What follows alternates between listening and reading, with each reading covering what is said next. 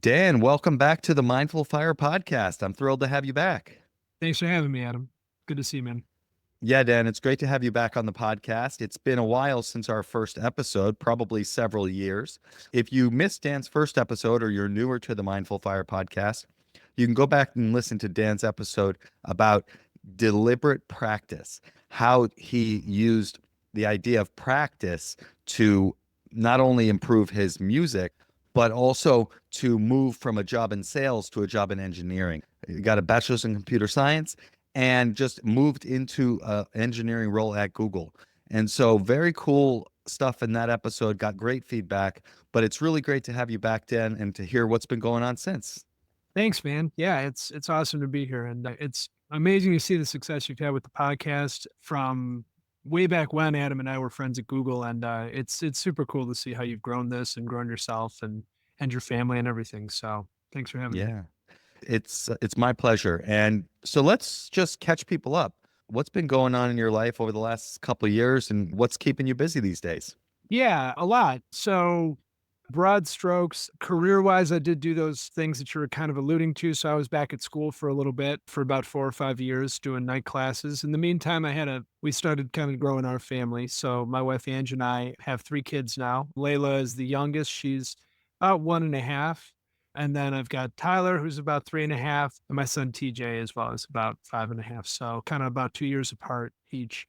So we're parenting 3 kids in Pacifica, California, which is in the Bay Area. And that's been, I mean, it's not without its challenges. It's expensive here and there's a lot of stuff going on, just in general, but it's also a really cool place to raise kids. There's a lot of nature and all that. So we take advantage of that as much as we can. So I'm really busy with my family, fairly busy with my day job as well, and sort of keeping that whole train running. And then I've been a musician for most of my life. Started playing when I was about 12 years old, and in various ways have done a lot of different things in music. And these last 4 or 5 years have really been focusing on doing some stuff more solo. So typically I was kind of working with other people in some capacity. Started as a drummer, played in several different bands. That way, did a lot of songwriting, things like that. I was a producer. I still do some production stuff, and so was trying to help people make records. But lately, I've been trying to actually just be a solo artist. I picked up guitar and started to play it a lot more seriously. Went back and took lessons and practiced and did a whole slew of things on that side, and started to just really write songs, a lot of them, and do it as seriously as I possibly could. So I've been playing out a lot here around the Bay Area, and the goal for this year was to kind of start to take some of that momentum and kind of kind of start to push it out a little bit more into the universe. And I was telling Adam a little bit before this when we were speaking that some of his envisioning exercises really made me stop and think about what I wanted out of the different things that I'm doing with music. It was what kind of, made me kind of reach back out and say, hey, I've been doing a lot of the stuff that he recommends. And it sort of clarified my thought. And actually, like several big things have happened to me since that happened. And yeah, we can go into that a little bit more at some point. But that's sort of the broad strokes of what's been going on. Very cool. Thanks for catching us up. I love just how intentional you are with your pursuits. Like, you don't necessarily just dabble and kind of mess around with things. Like, when you decide, I want to pursue guitar, you say, look, yeah, maybe I already know. I assume you already kind of knew how to play guitar, but Yeah, you I bet. said, I'm going to go and I'm going to learn the fundamentals and I'm going to take lessons and then I'm going to practice those fundamentals until I get better and better. We talked a lot about deliberate practice on the last episode. Just that approach that you take and apply it to all different areas and are very intentional about how you pursue these things, I think is really inspiring. Because, I joke that like my progress or quote unquote success with the podcast or the coaching business or whatever is more of a result of what I call haphazard action taking. It kind of feels like I just keep moving forward. I just one step in front of the other, in front of the other, and it works. But I Yeah. really, I really admire how you think through like how can I get really good at this thing? And yeah, if there's any kind of insights that you have top of mind to share with the audience about how that has been powerful for your life. I'd love to hear. Thanks. First of all, thank you for the kind words. And before I get into some of my stuff, I actually think you're a really good example of that because I think one of the things that you can really do to control that is just sort of wake up and keep putting one foot in front of the other. And some days are not going to feel like anything really happened at all. In fact, like some weeks or even months might not feel like anything really happened at all. But at the same time, just by continuing to sit down and put a little bit of time into it and continue to make episodes, I mean, things add up. It's like compound interest. And, before you know it, you keep putting those episodes into the bank account and suddenly you have a podcast with a back catalog. And I've seen a lot of people who wanted to start a podcast and it's hard to make it. The hardest part is making it probably to the first dozen episodes.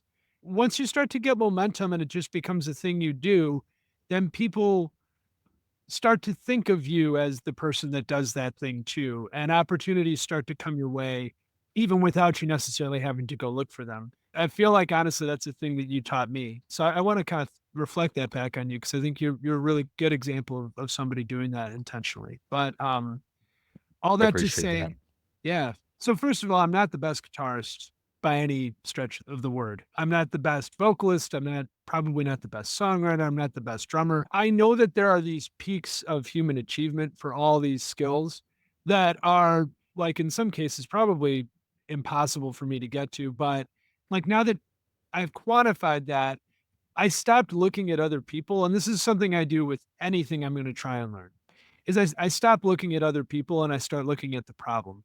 Instead of saying, "Hey, am I as good as that guy or that girl? Or am I as smart as that person?"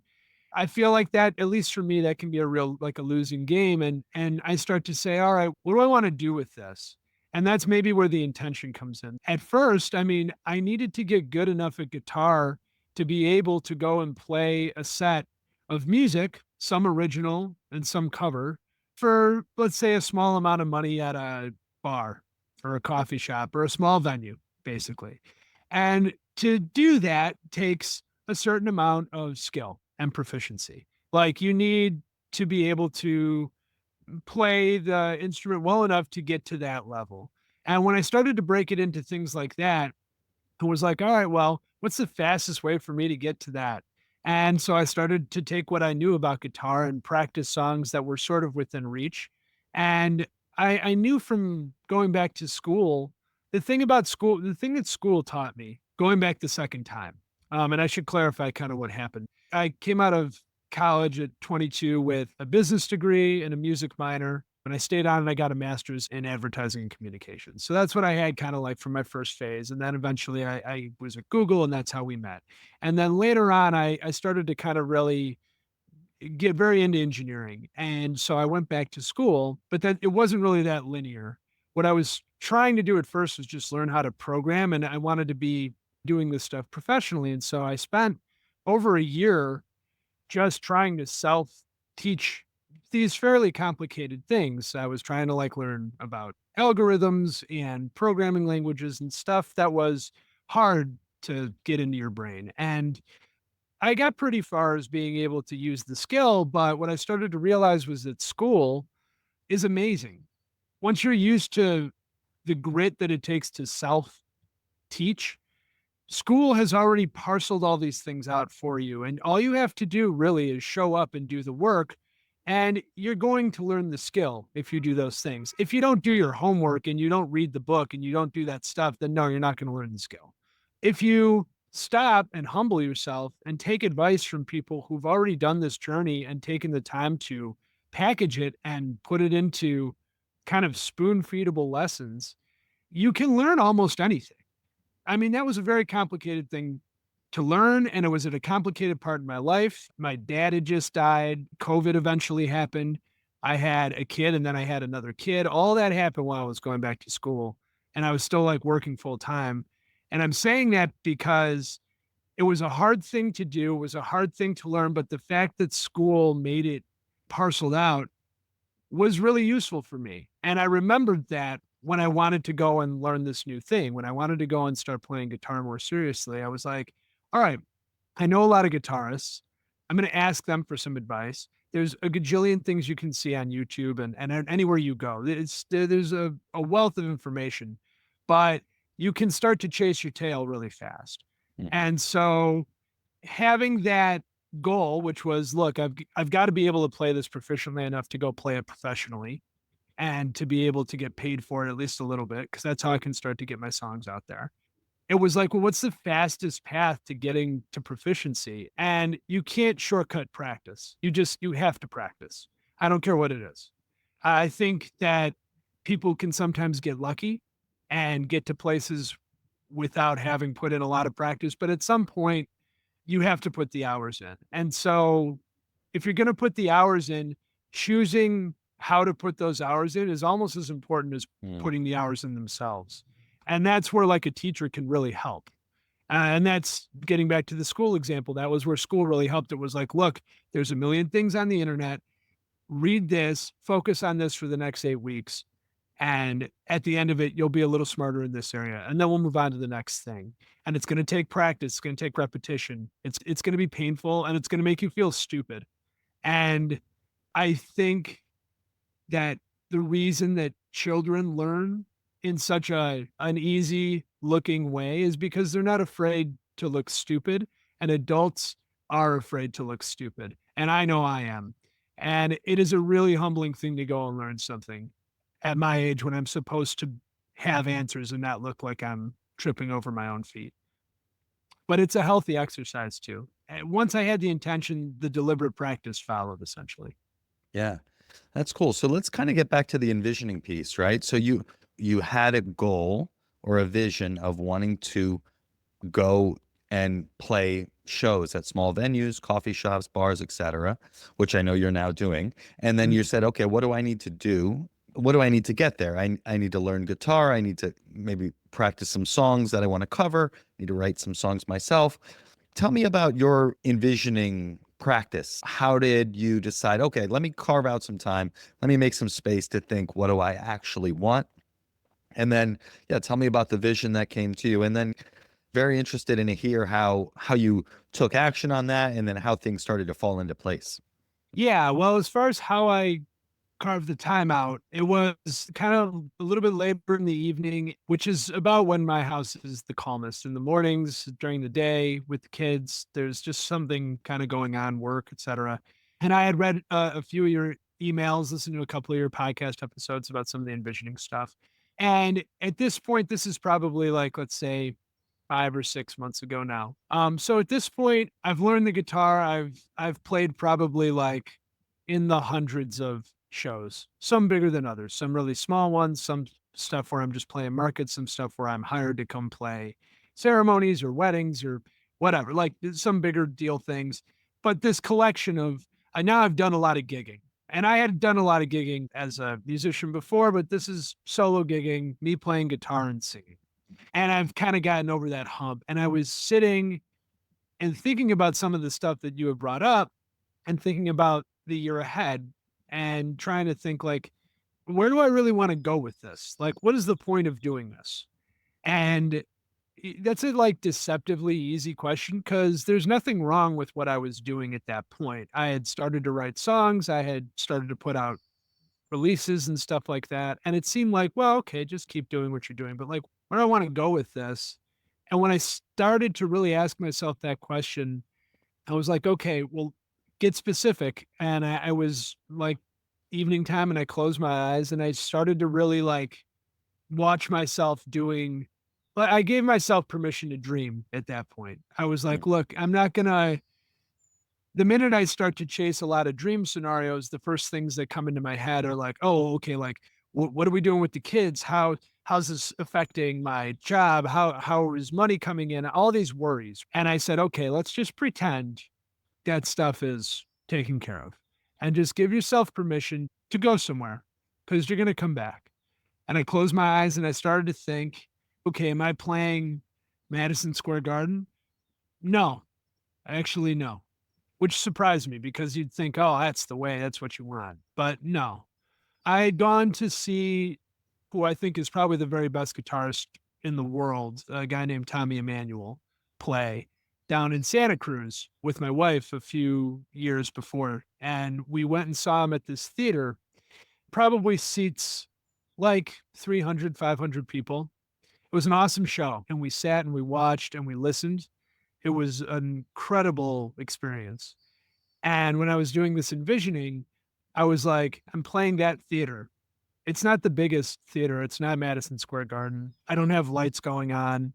I'm playing my original music to a group of 500 listeners who are sitting there and actually listening to it. And they came there on purpose. They're there to share in that moment with me. And we're all together in that place. And I want to be able to wake up and easily go in a somewhat frictionless way, go and play that show and have that be economically viable to the point where I don't have to necessarily worry about paying off like the mortgage and all that kind of stuff. But I don't need to be rich. I'm not driving a Ferrari. I'm not doing anything like that. I just kind of want the needs taken care of. I want my kids in good shape, all that kind of stuff. And then I just want to make art and be together with people in that setting. And playing live to me is the pinnacle of human experience. It's my favorite thing to do.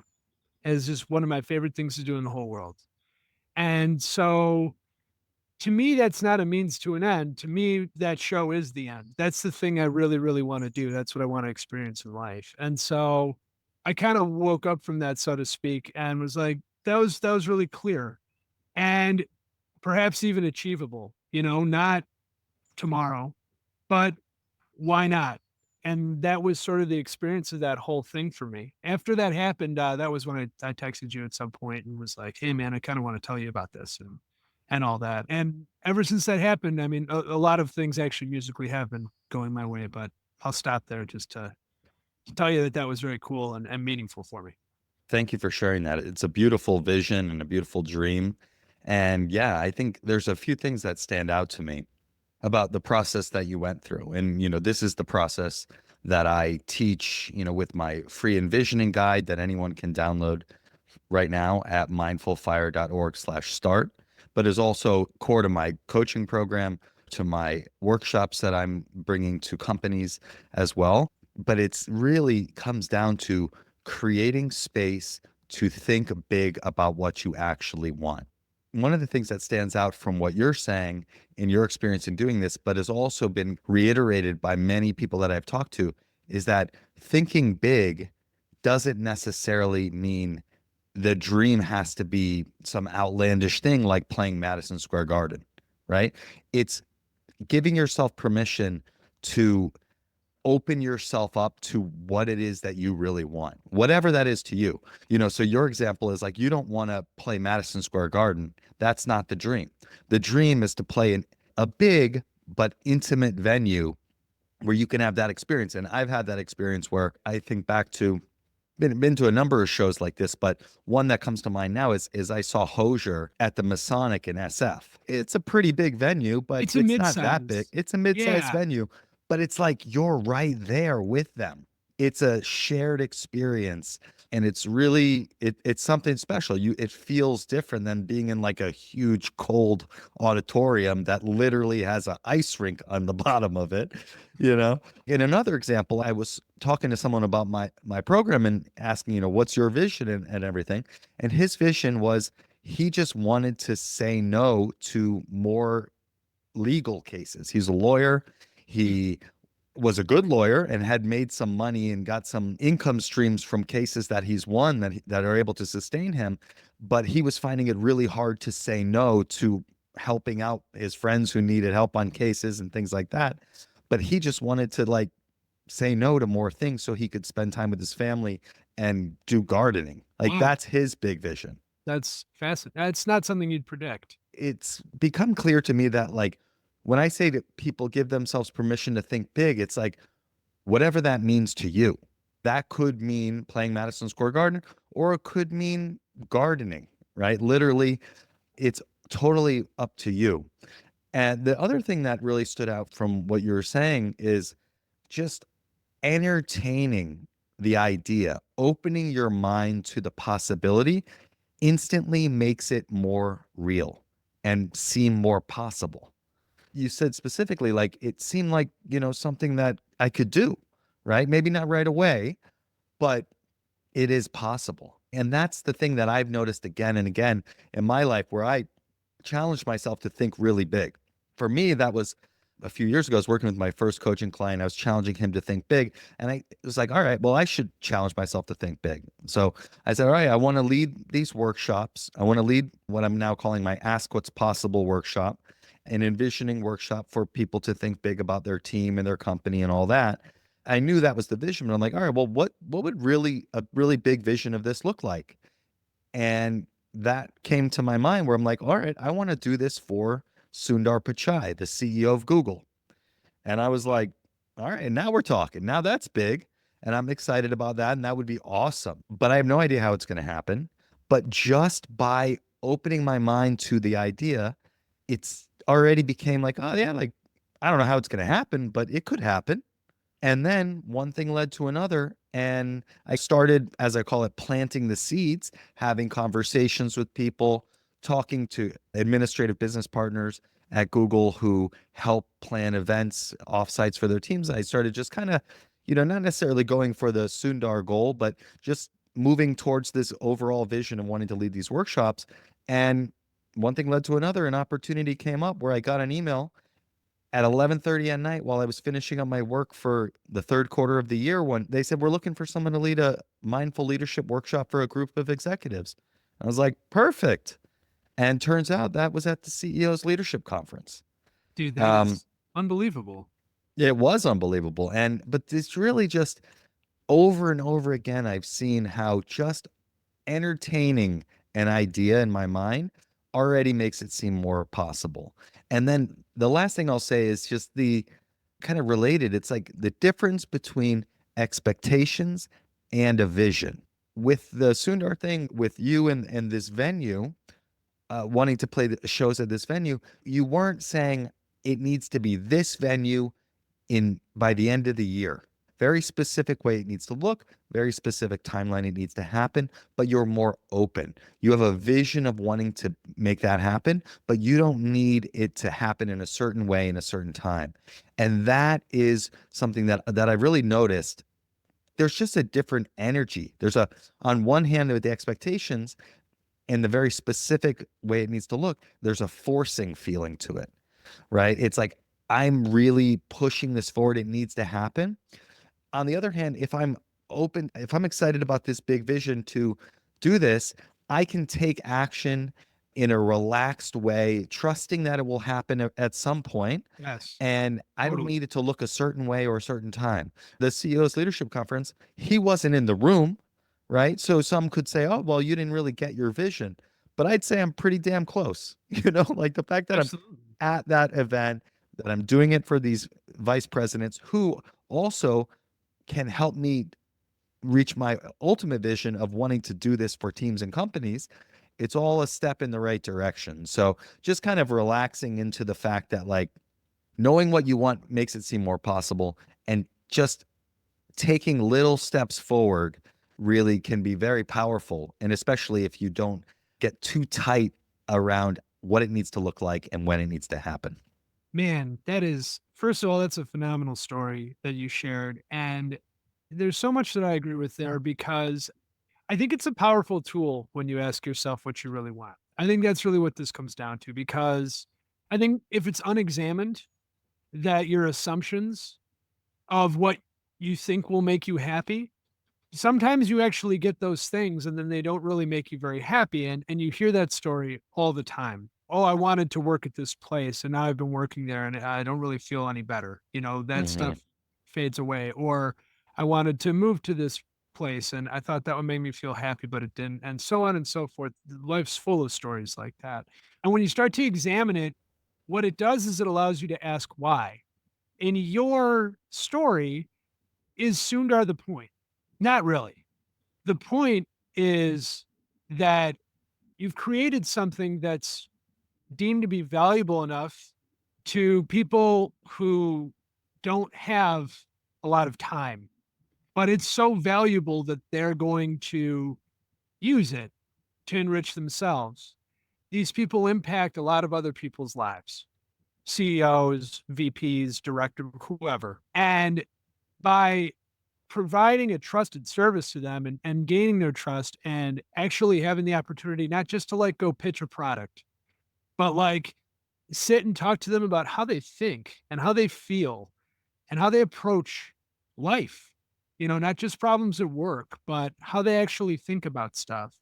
The impact that can have potentially is massive because they take that with them forever and go and impact many other people. It's a giant chain reaction. I don't mean to speak for you, but I think some of the meaning that you find there, it's not that Sundar, the acting CEO, is the guy who's listening. It's that you've made something that's that impactful. Yeah. That and I think that's really cool that you actually got to see that realized. It was really cool because it went from something that seemed impossible to something that was going to happen. And then I was able to pour everything I had into it. And really, I think it's interesting. Like, one of the things that really motivates me about it is just the idea of connection and creating a space where people are able to connect with themselves, connect with each other, and connect with their biggest vision for their life and work. It was very interesting because I would have thought that these people, in this case, it was 27 vice presidents at Google, who I imagine have a ton of stress, a ton of things on their plate and on their mind, and are also in a very competitive environment. I would think that they would be very reserved and not very open about what they actually want. Is what you want pushing ad products for the rest of your life? Probably not. And are you Um, gonna say that out loud in a room in a room of your peers of your peers? who could Yeah, potentially use it against you. I knew going in because Sean Downey, who we both know, yeah. he's now the president of the Americas. You and I used to work for him, and he was very supportive of me when he found out I had this opportunity. And he told me, it like when he helped me prepare for it, he told me that these guys are going to be super open and super curious. They're going to be really engaged and very open. And that is exactly what they were. They Wow, were like, I was shocked. And luckily, he told me that that's because I really had cool. that going in. Yeah, like I was hearing people talk to each other about, like, I don't know how much longer I'm going to be doing this. Like, literally, like Wow. in the room. I remember hearing that. And it was just like, wow, these people are having real conversations. And I'm the one creating this experience. And so that's always been very interesting to me. I used to want to be an architect, actually. That's why with the whole skate park casita and this Yes. room and the whole thing, we went into that a lot last time. And but it's like, actually, I want to be an architect of experiences. I want to create these spaces where people create opportunity through connection. And this mentor of mine, Marty, who was also on the podcast, she really challenged me to, like, what does that actually mean? That can be a million different things. And that's where I came back to what I said before, helping people connect with themselves and their biggest vision for their life. Because that is something that, again, by connecting with what you really want, you automatically start moving towards it. 1,000%. Okay, getting back to your example, like, what are the steps in between where you were at that moment and, let's say, going and hosting this leadership summit coaching session? Many, many steps in between, none of which are guaranteed to work. It's not like, oh, if I just go do A, B, C, D, and E, then this Right. is going to happen. You don't have a checklist. But the one thing you get from that clarity is you can actually use that as like a litmus test to go and examine what you're doing with your life at the current moment and say, all right, well, does this fit in or not? Does speaking to people like on a podcast still make sense? What's stopping me from having these conversations with people who aren't Sundar? All those sorts of things happen. And then you go back and you start to look and you're like, yeah, actually, like, I know I got to keep doing these coaching sessions. I know I got to keep doing these episodes. I know I got to keep speaking to people. I know I have to keep leading these search inside yourself sessions. That stuff starts to line up. And I'm a pretty firm believer in the fact that people do get lucky sometimes, But the thing that you can affect is not whether you're lucky. The thing that you can affect is whether you're ready. Mm-hmm. And Mm-hmm. if that email comes at 11:30 at night and you can confidently respond at 11:32 p.m. and say, I'll be there tomorrow or whatever I need to do, that's because you spent years getting ready. You didn't Mm-hmm. have to go and figure out what all that meant. And the reason you got that email in the first place is because you put yourself out there over and over again, even when it was uncomfortable, even when no one told you what this podcast was going to be about, or how to just jump into the pool of coaching other people who are already successful in their lives. Those are intimidating things. Mm-hmm. But by doing that and jumping into the pool and just continuing to swim, one day when that email comes, you can very confidently respond, yep, I'm going to do that. Sure, no problem. I can do that. And actually, those are the building blocks. That was the checklist. You kind of already did it without knowing it. And Yeah. I think that's the power of stopping because we're always moving. And I think stopping makes you examine. And I think examining makes you intentional. When you're intentional, you keep things that are going to help you get to a place and you don't keep things that aren't. Yeah, no, it's so many things that you said there resonate with my experience because like when you take the time to think about what you actually want, and you don't have to commit your life to this vision, right? Right. Like this is what I think I want, right? And as I take action, as I move forward, as I'm ready to see things that are aligned with that vision, I learn more information. I learn, do I like this? Do I not like this? Do I want to keep doing this thing? Is it moving me closer to my vision or is it moving me away from my vision? And without that, you're just going through the motions of life, right? Yes.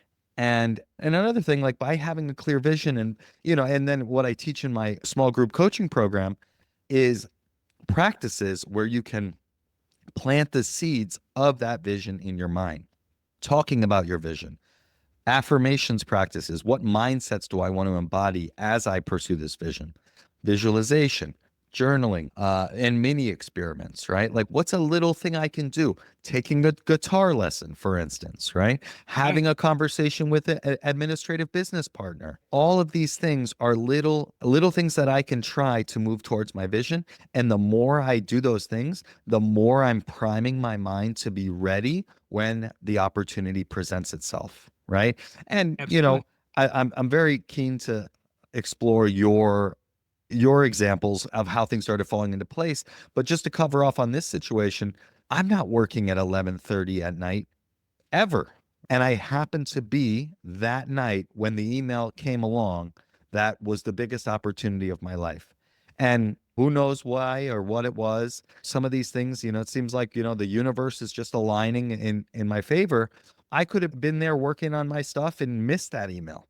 And if Yeah. I missed that email or I answered it the next day, probably someone else would have gotten the opportunity.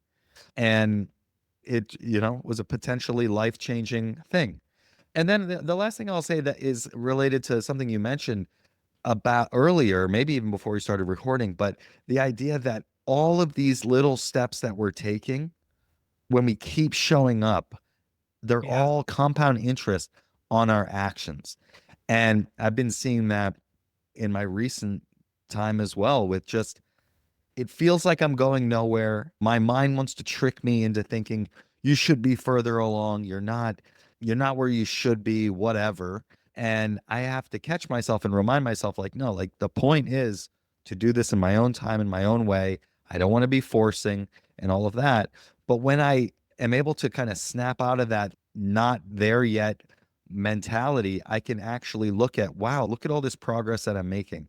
Look at how I learned something from one person in a call. For instance, the other day, I had 3 calls on Tuesday, 3 calls with people who are in my target market, 3 people that I didn't know or kind of knew, but were in positions that could help me buy my service my workshop that I'm offering. And after those calls, I had LinkedIn open. So I just got back on there and I started like seeing this stuff. And I saw this post about like, if your prospect on a sales call says, let me think about it, that's a no. And so my mind was already just looking at all these people puffing their chest, pretending like they're super successful on LinkedIn, then my mind's like, "Oh man, well you didn't get a yes." So I started like getting all down. I was literally like down on myself for the rest of the day, thinking, "Man, I'm a total failure." I mean, and it's very subtle, That's so relatable. but I'm like, "What the hell? Like, what am I doing? I'm not there." Blah blah blah.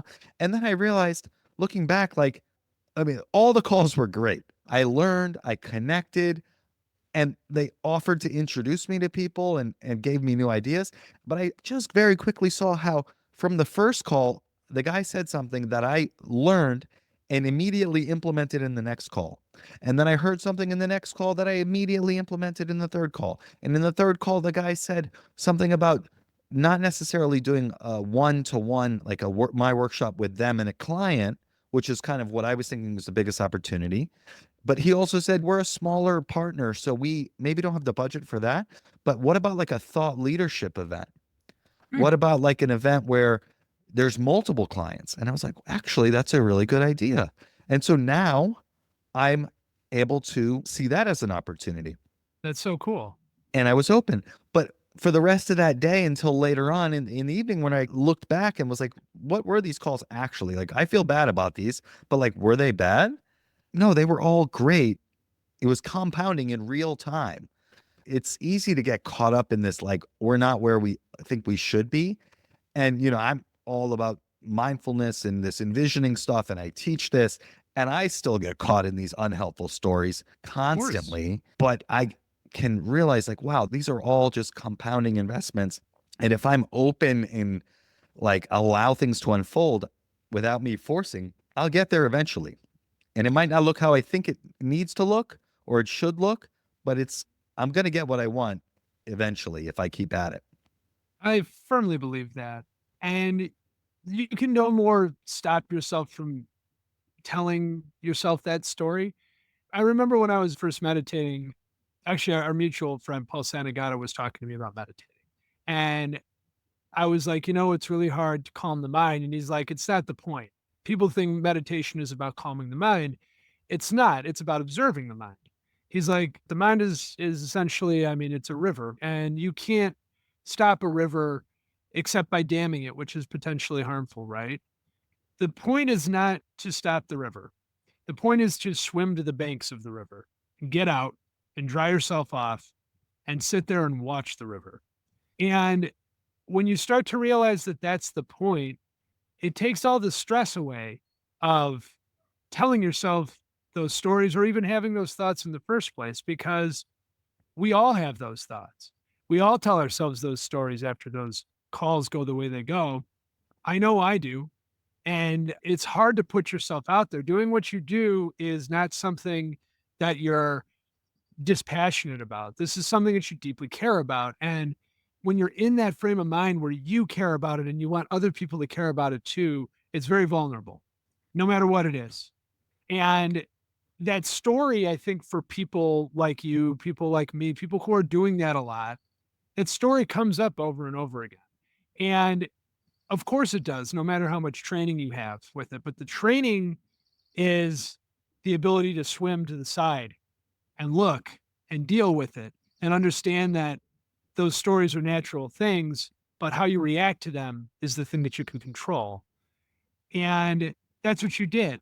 You get back up, you take the next phone call, and you actually in real time learn from the one before. It's funny because I do this with songs too. It's like you want every song you write to be this great song, and they're not, no matter who you are. Bruce Springsteen, Neil Young, John Lennon, Carly Simon, it doesn't matter. They're not all good. But sometimes the whole point of song number 72 was just to be song number 72 so you can eventually get to song number 99. Hmm. If song number 99 is going to be the one, you got to write a lot of stuff in between that maybe isn't going to do you any good, but at least it was a stepping stone. And Hmm. that in and of itself is absolutely fine. At least you're doing it. And the point is that you wake up and you think about it and you do it and you intentionally do that. And I think that's exactly what you were doing with those phone calls too. You got to take phone call one to get to phone call three or phone call seven. And phone call seven's the one that sets you up with all the opportunity. Absolutely. Yeah. And that's the thing. It's like all of those calls, I learned something. All of those calls, I moved a little bit closer. And the thing is I love having the calls. So like, why does it matter at all? It doesn't need to go anywhere, right? It's like I'm still kind of like releasing the emotion and, to be honest, anger of the way that my career ended at Google, and just the all of that, and transitioning from that mindset, never good enough, go go go go go, they lay off thousands of people and suddenly their job is now your job for the same amount of money, just never enough. I'm trying to transition to a little bit more of an intuitive, slow paced, like a way of being and a way of moving through life towards my goals. That's going to take a long time. So Yeah, be very long. okay with that. It's like you said, like, be okay with the fact that your mind's not going to be this serene, calm place. That's just not how it works. But you can learn to just observe that, and we'll get caught up, and then we can come back to the side of the river, which I love that metaphor. I think that makes a ton of sense. So it's an ongoing practice, but yeah, this week was like very much real time, because like Tuesday afternoon I was like, my God, I'm a failure. It's like, wait a second, no, I made so much progress. Like 3 weeks ago I didn't even know who my target customer was. I would, and now I not only have clarity on who the customer is, I have relationships and have had conversations with C-level executives at many of the customers I'm trying to pursue. So I'd say that's pretty good progress. I think it's phenomenal progress. I think everything you've done has showcased really phenomenal progress. But I also want to say that, like, I think it's important for people to understand and ideally empathize with the volatility that comes with this stuff. Take this example, like, this is your dream, or at least a portion of your dream. And people think, oh, well, that guy is off living his dream. He must be happy all the time. He must be Mhm. ecstatic all the time. And the truth is, the closer you fly to the sun, the bigger the ups and downs are. And it can feel really personal if a phone call I mean, that phone call, it's not like they laughed you out of the room or hung up on you. They took the phone call. It just it didn't get 105% A plus rating. Maybe it was, you know what? I'm just making that Right. up. But my Yeah. point is, like, that's how hard you are on yourself when you're doing Right. something like this. It's not that something has to be a disaster to make you feel bad. It could just be this one little thing. I wish I was getting even a little bit of a stronger reaction. And that's going to tank my whole day. Mm, And that's the volatility. That's kind of how you know you're doing something right mm, in a weird way, because that's how much you care. It's yeah. how much you care about what you're doing. I mean, if you think about that as compared to, like, let's say what you were doing at a corporate job, and it's like, I got an email back from a client or a partner, and they're a little pissed off or whatever. And so it goes, and we're all just Right. doing our jobs, and you shrug it off, and you okay, maybe not the best day, but it's not gonna, like, keep you up at night. I mean, this stuff objectively went great for you. And the fact that it didn't even go greater than that is enough to send you careening off course. That's Right. how passionate you are. I think that's worth noting. I think it's worth understanding that, like, it's okay to feel that way, and that both things can be true. You can feel that way, and also you can objectively be doing amazing at the same time. Yeah. Both those things can happen at the same time. It's interesting to hear your thoughts on that, because you're reflecting back to me and I'm kind of seeing new things in the situation. It's so true, because it's like, even at some point I'm like, in that day, or in this week, where it's like my mind was catastrophizing or whatever. It's like basically getting to the point where I'm like, man, I'm living the thing that I said I wanted and I'm still not happy. But I was just disappointed about that situation, which gets back to what I was saying about expectations versus having a vision. Essentially, my experience didn't meet my expectations.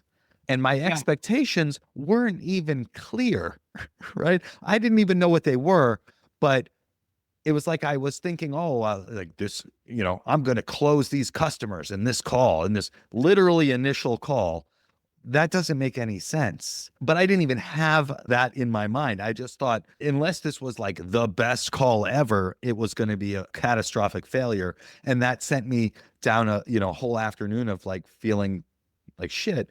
It's worth having this conversation because you've experienced it, I've experienced it. And so it Yeah. shows that there's no like getting there and then everything's great.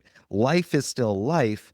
And we're going to have ups and downs. And I think what you're saying about like really caring and it being very personal, personal because I care, very personal because I'm putting myself out there. I'm doing things, like you were saying before with the guitar, like that are uncomfortable, that I'm not good at, that I'm going to feel stupid. That's how I feel on these sales calls or whatever. And it's just, that's what happens when you put yourself in these situations. It And so it's is. amplified. And I think the like corporate jobs, example you gave is a perfect example of like the opposite. It's like, well, you don't Right. really care. So like, you just move on. Totally. Go get a cup of coffee, shrug Right. it off. There's always tomorrow, Right. whatever. Exactly. By the way, I wish you so much success with that. I know you're going to have it. Thanks, man. Yeah, it's been really cool. I'm glad I had this experience because it was a good lesson. And yeah. So, okay, I've been beating around the bush, turning this into a podcast about me, but this is a podcast about you. So you had this vision, right? You took this time, Yeah. you had this vision of wanting to perform in that theater, and you said things started to happen. So let's talk about, what actions you started to take and kind of what things started to come across your path. Yeah, definitely. And some of this is going to feel maybe a little specific to music. So apologies in advance, but I'll try and kind of. No, no, no, don't even worry about it. This is your vision. I want to hear my things were very specific to my situation. Like 25 minutes worth. So, I think it's kind of important to kind of like have the depth of what was going on. You kind of have to understand how some of this stuff works, even from a business perspective. So, okay, I have whatever. I do the envisioning exercises, think about what it is I want. And I want to fast forward to the end, which is the last month or really like the last month. Things have really started to waterfall like crazy, but it gets back to that sort of being lucky versus being ready thing because I got kind of a similar phone call that you got when you got that email at 11:30 at night. But I'll get there in a sec. When I started to envision that stuff, what I realized was like, now that I feel clear, what makes me care about other musical artists, for example, enough mm, to drive to Santa Cruz, which is 2 hours away from my house, and go see them and pay money and hire a babysitter and all that stuff. I'm always trying to make art that comes from the soul, from here. Try not to phone that part in ever. And it's hard because it's hard to do that over and over and over and over again in a repeatable way. Even if you know a lot of the formulas and you know a lot of the things that work and things that don't, you can get really caught up in the formulaic part of it. And before you know it, you're not making something that's really personal to you anymore. And the personal stuff is the reason that people put their butt in a seat at the end of the day. And that was a big realization. I mean, sometimes it's not personal. Sometimes it's like, hey, I just want to go and dance, or I want to just go and have fun, or whatever, and be entertained. And that's fine too. For me, for my stuff, I'm not that guy. I'm not the other stuff. It has to come from here or you're not going to listen to me, basically. It's like the one thing I can really bring to the table. And I know a lot about production. I know a lot about how records are made. And I realized that the thing that I really, when I was doing this sort of envisioning exercise, I'm not by myself. I'm with a really small group because I love the interaction that's happening with music. And all of it's being made live. And the reason I said there's no light shows or anything like that is because when you go and see a lot of shows now, there's a lot of pre-production that goes into stuff like that. So there's basically backing tracks that are happening at the same time. People are playing to click tracks, everything's synchronized, the lights are happening. It's cool. I mean, it's amazing era to live in that we can go and see shows like that. And I go to them all the time and they're really fun. But that's not my vision. And having that vision made me realize, well, the thing that I'm seeing is interaction, human interaction that's happening live in front of me. I'm making these songs that are near to my heart and I'm making them for other people in real time with a few friends, essentially, really trusted people with me up there. And so I booked some recording time at a studio. Our mutual friend, Harry Griffin, still plays with me all the time. I call the my man. brother. He was He is amazing. Yeah, Harry's He's amazing. Yeah. absolutely phenomenal musician.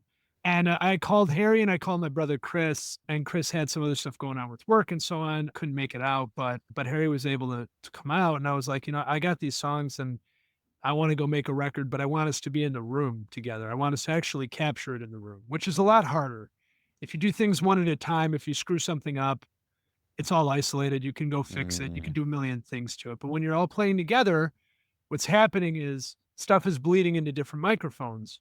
And so you're capturing a performance. And if that performance isn't good, isn't up to par, doesn't sound like a record, then you got to go do it again or whatever. Or it's just not going to sound as good. And mm, so there's a lot more pressure on making things like that. But I realized how important the songs were in terms of being played live from that envisioning thing. And so I called Harry and I booked some recording time with a friend of a friend who had made some records out here in Oakland. And he was like, I got the guy for you. And he hooked us up. And I hadn't met him before. And Harry flew in and we did a bunch of stuff ahead of time so he could learn and try things out. And I was mm, singing and playing with this woman, Cassie, out here when I was doing these small coffee shop kind of gigs and in bars and restaurants and stuff. And she'd come and sing a few things and we started to practice. She sounded great and we started to practice. And I was like, I really want to be doing my original stuff. And so all this is sort of like starting to fall into place. I got this small group. She's learning the material. Harry's learning the material. I'm in a spot now where I can capture this live. And I started working on my next record with all of that in mind. We started tracking it back in August. And at the same time as I'm doing this, somebody reaches out to me about this documentary that they're doing about indie musicians. And it was from the last record I'd made. He had heard a couple things and he's like, can I come out and do some filming? And I said, sure. And he ends up coming out. He paid for one of the studio sessions. We got a bunch of footage from one of the tunes that I recorded. That was one of those things where it was like, okay, good thing I'm ready because I had a few extra songs in the bank that weren't going to go on the record. But I was like, we could do that with the filming. So that started to happen. Then I started to go play a couple of bigger shows. He wanted to see if we could get some big shows on camera. So it's like, I'm playing smaller stuff. We'll see what happens. But through a couple networking things, I ended up getting booked at a couple bigger places. He was there to film them. None of that would have worked had I not been working on music as hard as I could for the last X amount of years, but especially at the guitar and the vocal stuff and the writing and all that stuff. I had all sorts of material when these things came knocking. And so I put on the shows and they went great. And like a bunch of people showed up. And, I was accustomed to kind of playing and people not really paying attention. But people started to pay attention. They were really paying attention to the original stuff. And then I started to finish up production. I finished up the year last year and I started to finish up production on that record. And I put out the single ahead of time, which I released on, we're filming this, by the way, February 21st. So I put out the single 6 weeks ago. I put it out on January 10th. And it's the song called Somebody Else. And it's me and Harry and Cassie. And we recorded most of it live. It was me and Harry sitting in the room. We did all the guitars live. And then Cassie and I did all the vocals live together right over that. So all the harmonies were kind of like captured for real. And the one thing that we really did an overdub on was I had a cellist come and play. And so we took the finished song to her and she put her part over that. But it's a very live, very emotional, very like raw song to me. And it's not very produced compared to a lot of the stuff that comes out. And I put it out on January 10th. After that, things really started to happen even a little faster. This guy named Rich Faden heard it and reached out to me about it. And we're still in the middle of doing some talking, but he's been able to line up some pretty big radio promotion for it. And he's played a big role in discovering some pretty big names in the past. His most recent was Chapel Roan, actually. Back in 2016, 2017, he kind of heard her raw. And if you see those videos of her on YouTube, like playing to like 30 people or something like that, it mm, was kind of like from some of those back in those days. And Shawn Mendes and a few other people he's kind of helped. And he's essentially well connected in the industry, can open some doors, and is basically like trying to find people who he can go and maybe bring over to some label relationships or publishing or whatever. Usually he's hitting people up that maybe need a little more help from like the production standpoint. So like, hey, let's get you into a professional studio with a Mm, producer, make stuff that's going to sound radio ready, all this stuff. He heard somebody else and was like, and heard some of my back catalog, was like, look, it's there, the music's there, I love it. I think we can do this. Like, we had several conversations. We decided to go for radio, and we're about to start going for like some national radio on that tune and seeing if we could get it into the charts, the national charts. So that was a really big phone call to get. I love it, dude. That's so cool. It was really cool. And again, it's February 21st right now. I don't know when this is going to go out. I don't know what's going to happen. So it might not really happen that hard. It might lead to something else. But it was the kind of thing where it was like, all right, just by being ready to put some of this stuff out there, I changed some stuff, some things that I was doing. There's a lot of other stuff going on there too. I just landed my first pretty big sync agency contract, which sync agencies are the ones that are shopping music around for like TV and film and commercials. And that's kind of the way that you can be a working musician Mm, is you're writing songs and those things are getting used commercially and you're getting paid on the front end and the back end. And you do that enough and it can be like a good business without you having to necessarily be Bruno Mars or Taylor Swift. I landed that contract the same day that Rich Faden called me about the radio stuff. It was really a cool day. It was like everything just started to happen in real time. And I've been working really tirelessly on getting my catalog together and getting all my paperwork in line and making sure that I can go play and all that. And I'm starting to line up some shows. I'm gonna try and do a little more touring this year, like around California. It's still hard with the kids, but it's like if I've got a bunch of different things starting to work, then suddenly going and playing that theater earlier, I mean, all that really takes is demand. And if mhm, you can stoke enough demand and it's people who are really going to come and buy a ticket and sit in a seat, at some point you can go and play a place like that. It's not going to probably be this year, but the road to that has become a lot clearer than it used to be in like 6 months ago. That's sort of some of the stuff that's been going on. And it's exciting. I've got several other things lined up. I'm about to go hit the studio again. And my new record that I was talking about is called Carry With You. It's coming out this time next week. It's coming out February 28th. that's awesome. So somebody else is just the single from that? Somebody else is the single from it. And then the rest of I'm the record's pumped, out dude. in a You week. pu you've been putting out a lot of music. You've put out several albums in the last couple Mhm. of years, right? Yeah. Yeah. You gotta just keep writing. It's the Yeah. same thing we're talking about with phone calls. I mean, Mhm, sometimes you just gotta, and the way I do that, I used to be really like, oh, I have to be in the perfect mindset and the perfect mm, setting to go write a song. And that helps. But really, if I just sit down for an hour a day and if I pick the hour that like I'm really feeling creative and productive, for me, that's like in the morning, mm, 9, 10, 11 o'clock. Great songwriting times for me. mm, If I just put that hour in over and over and over again, I write songs. I always stare at the blank piece of paper and I always hate it. I every mhm, time I have to sit and write, like start writing a song, I fucking hate it. It's the worst. mhm, I love finishing a song. I love taking a mm. song that I started to write and I'm like, ooh, I like that. I'm going to change that. I'm going to do this. That's the fun part. The initial idea is it Blank never goes page. away. Yeah, It's it's just a brutal. blank page, man. It's brutal. Yeah. But I read this book called The War of Art. It's by Stephen Pressfield, who did like Turning Pro and a bunch of books kind of like that. And he's a really raw writer and he's not for everybody, but he talks about in The War of Art, capital R resistance and how many things happen in your mind to make you not sit down and do the thing you're supposed to do. Mhm, And that was happening to me with writing. It was like, no, why don't I go practice my scales? Why don't I go sit down and shed on this or, whatever. And it's like, no, sit down and write a song. That's what you need mhm, right now. And I've been forcing myself to just sit down and write a song. And it turns out the more you do that, the more material you have and you get better at it and mhm. start to make a system out of it.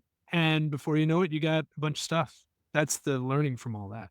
Well, that's awesome, dude. I'm so thrilled for all of the success that you're having. And you know, I'm a big fan of your music. You know, Through Yeah. the Thank Great Divide is probably my favorite song. And, you. but somebody else is amazing. It really, it's very raw. It's very soulful. It's great. So I'm excited to hear the rest of the album to see how you continue to grow this. And when you book that theater, man, let me know. I'm coming. Dude, I'm coming to the show. maybe I'll get to the point where I could book out east too. That would be cool. Yeah, that would be fun, man. No, I appreciate that. Thanks. Yeah. So Dan, let's shift gears now into what I call the mindful fire final four. And so the first question is about envisioning. And we've talked a lot about envisioning today, but if you had to give somebody one piece of advice on maybe giving themselves permission to do this exercise, think a little bigger about what they want. Like, what would you say your advice would be to somebody? I would say that the most important thing is to actually be honest with yourself. So the thing that you're trying to get to with this exercise is not the logistics of how all the other problems get solved. The Mm, thing that you're trying to get to is way, way deep down there. What do I want? What am I trying to do? And in order to get to that, you need to put other stuff to the side. And once you know what you want, there's plenty of time to go back and figure out the logistics. Those things are important. For me, it's like my family and my marriage and my career and all these other things, right? Yes, of course. But knowing what I want allows me to figure out how to fit that in to those other things. And so you need to be able to just push that stuff to the side for a second. You need to give yourself permission to think deeply about that, get to your answer, and then after that, can go and sort things out. I think that'd be the one piece of advice I give yeah, yourself. that's great. I'm glad you brought that up because that stood out to me when you said it earlier and I forgot to comment on it. So yeah, thank you for sharing that. That's huge. You don't have to figure out the how Exactly. right now. Right. There's time for that. This is a time to set aside all the limitations and really ask yourself deeply, what is it that I actually want? And again, if you want help with that, I really would suggest starting with the envisioning exercise that I offer for free at mindfulfire.org/start. So Dan, the second question is, what piece of advice would you give to someone early on their path to financial independence? That's tough because it's going to be different for everybody. But I think that the one thing I would say is habits. No matter how rich or poor you are, how deep in debt you are, or how flush you are, habits are the thing you carry with you. And so being very intentional about where you're spending your money, it matters just as much when you have a lot of money as when you have a little bit of money. And getting in the habit of saying, I don't need to necessarily take all of this now and go spend it. And sometimes you do. I don't want to I think sometimes at some points in life, like you do have to take everything in your bank account and it does all have to go away. And that is the way it is. And so I want to be aware of that when I'm saying this, but being able to do that with intention versus doing it reactively is something that I've taken with me pretty much my entire life. So trying to be very intentional about where the money's going, why it's going there in the first place. I need a place to live. I need food. Maybe this is going towards a goal of mine to dig myself out, like a education or something like that.